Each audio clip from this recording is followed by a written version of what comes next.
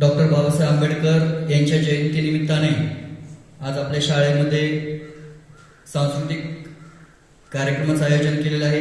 या कार्यक्रमांतर्गत आपल्या समोर नांदन नांदन हे गीत या ठिकाणी घेऊन येत आहेत। इयत्ता 7वीतील सानिका, सुरेखा, अनुष्का आणि शिवकन्या आपल्या समोर सादर होत आहे। नांदन नांदन हे गीत। मुलांनो, आपल्या देशाची घटना लिहिणारे भारतरत्न डॉक्टर बाबासाहेब आंबेडकर हे तुम्हाला सर्वांना माहीत असतीलच। हो मॅम, आम्ही त्यांच्याविषयी संपूर्ण अभ्यास केलाय। खूप छान। पण संपूर्ण आयुष्यभर त्यांच्या मागे खंबीरपणे उभ्या राहणाऱ्या त्यागमूर्ती म्हणजेच त्यांच्या पत्नी माता रमाबाई भीमराव आंबेडकर आज मी तुम्हाला त्यांच्याबद्दल सांगणार आहे।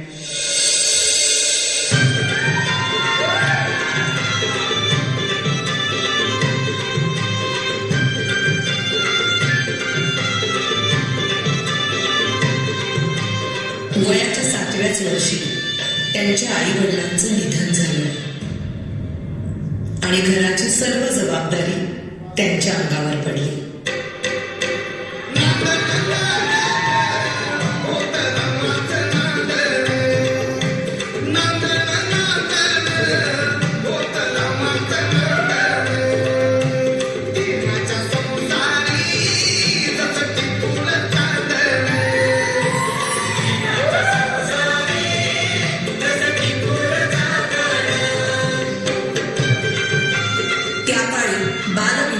ही प्रथा प्रचलित असल्यामुळे वयाच्या 9व्याच वर्षी त्यांचा विवाह भीमराव आंबेडकर यांच्याबरोबर झाला।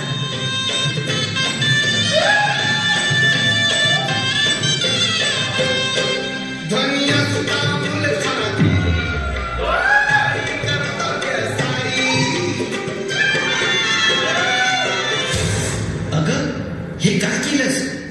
एखाद्या वेळेस तू माझी काळजी घेतली नाहीस तरी चालेल, पण या पुस्तकांची काळजी तुला घेतलीच पाहिजे। मला माफ करा। जर तू शिकली असतीस तर तुला या पुस्तकांचं मोल कळलं असतं। आणि त्यानंतर बाबासाहेब आंबेडकरांच्या सांगण्यावरून रमाबाईंनी शिक्षण घेण्यास सुरुवात केली।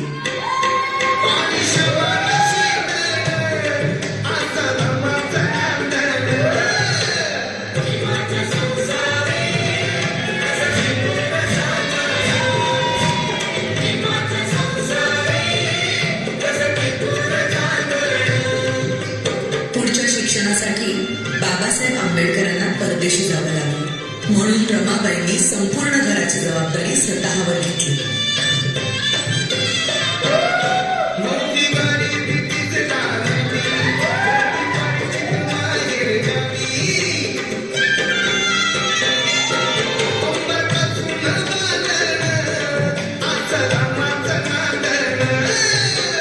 बॅरिस्टरची बायको शेण गोळा करते म्हणून लोक नावं ठेवतील या भीतीने रमाबाई रात्रीच्या काळोखात गवऱ्या थापायच्या आणि पहाट व्हायच्या आधी घरी निघून जायच्या।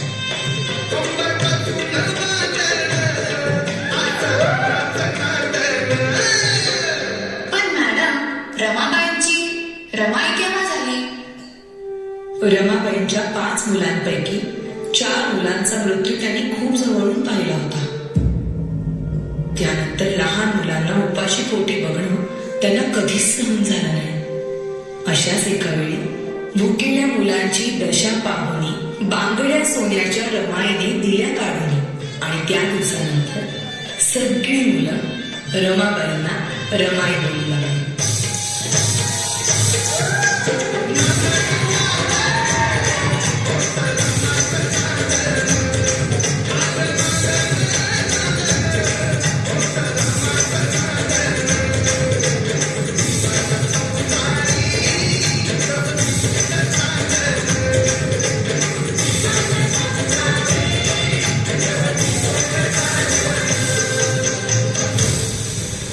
प्रेम, माया, त्याग अशा अनेक गुणांचा संगम म्हणजेच माता रमाबाई भीमराव आंबेडकर।